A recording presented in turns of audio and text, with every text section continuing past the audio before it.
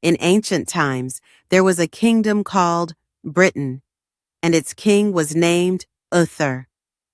When Uther suddenly passed away without leaving an heir, the people were thrown into chaos and uncertainty, as no one knew who would be the next king. The land desperately needed a hero to lead it through such troubled times. One day, a mighty sword appeared in the heart of the city, embedded in a solid stone, with an inscription that read, "Whoever can pull this sword from the stone shall be the king who rules Britain." Many noblemen and lords tried to pull the sword, but none succeeded. Then came Arthur, a young man who knew nothing about his royal lineage. Arthur was merely a boy raised by the wise Merlin, the sorcerer who had been watching him closely.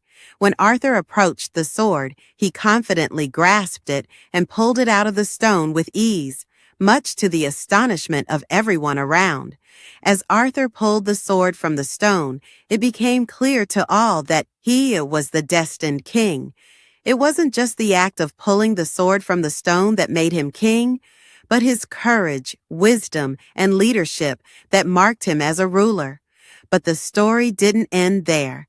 Despite his coronation, King Arthur faced massive challenges, including an invasion by evil forces and betrayal from those closest to him, like Mordred, who sought the throne. However, Arthur, with the help of his loyal knights, the Knights of the Round Table, and the guidance of Merlin, managed to overcome many of these challenges.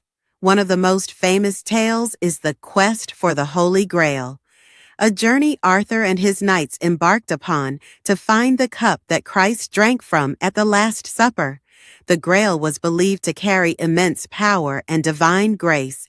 The quest was filled with challenges and sacrifices, representing not just an adventure, but a path of testing and enlightenment.